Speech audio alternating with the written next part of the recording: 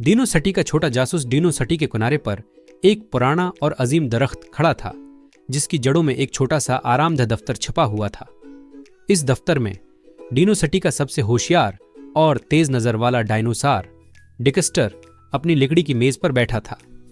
इसके अर्धगर्द किताबों, नक्शों और मुख्तलिफ अजीब व गरीब अशिया की भरमार थी, जो उसकी मुख्तलिफ तहकीकात की निशानी थी।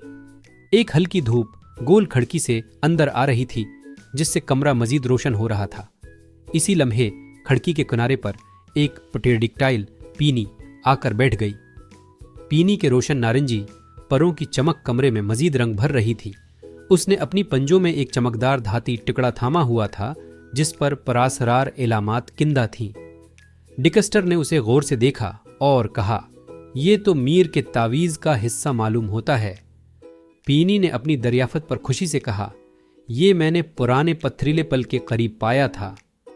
डीनो सटी के किनारे पर वाक़ा ये पुराना पथरीला पल काई और बेलों से ढका हुआ था और एक घने जंगल से घिरा हुआ था। वो दोनों फौरन तैयार हो गए और दफ्तर से बाहर निकलकर शहर की तरफ रवाना हो गए। डीनो सटी की रोशन गलियों में, जहां मुख्तलिफ किस्म के डायनोसार अपने रोजमर्रा के कामों में मसरूफ थे, डिकस्टर और पैनी तेजी से हुजूम में से रास्ता बनाते हुए मीर के महल की तरफ बढ़े। मीर का अजीम महल शहर के कल्ब में वाक़ था, चमकदार पत्थरों से बना हुआ और पेचीदा नुकूश से सजा हुआ था।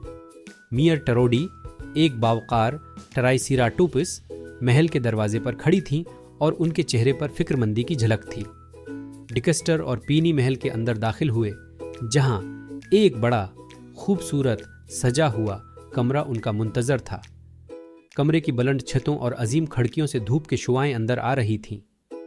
डिकस्टर ने मीर टरूडी को ताज़ा तरीन सराग के बारे में बताया और पीनी ने चमकदार धाती टुकड़ा दिखाया।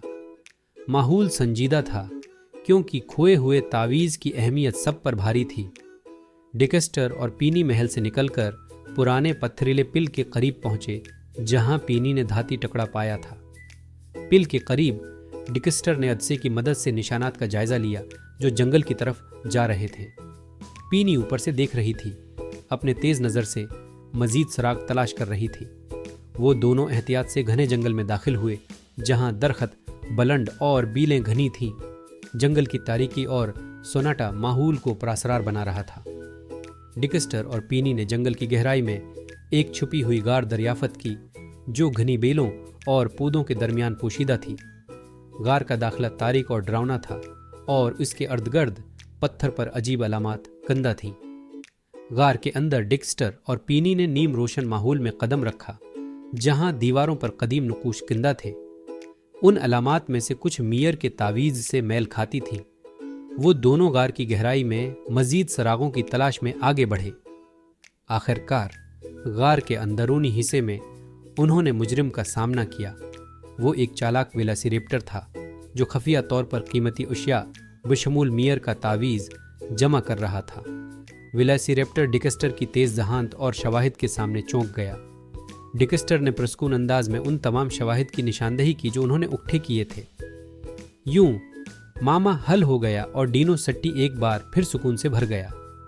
डिकस्टर और पीनी ने मीर टरूडी को तावीज़ वापस कर दिया और शहर ने उन दोनों को उनके कारनामे पर खिराज तहसीन पेश किया। डीनो सटी के बासियों ने एक बार फिर महसूस किया कि उनके दरमियान एक छोटा लेकिन नाकाबिल शिकस्त जासूस मौजूद है, जो हर मामा हल कर सकता है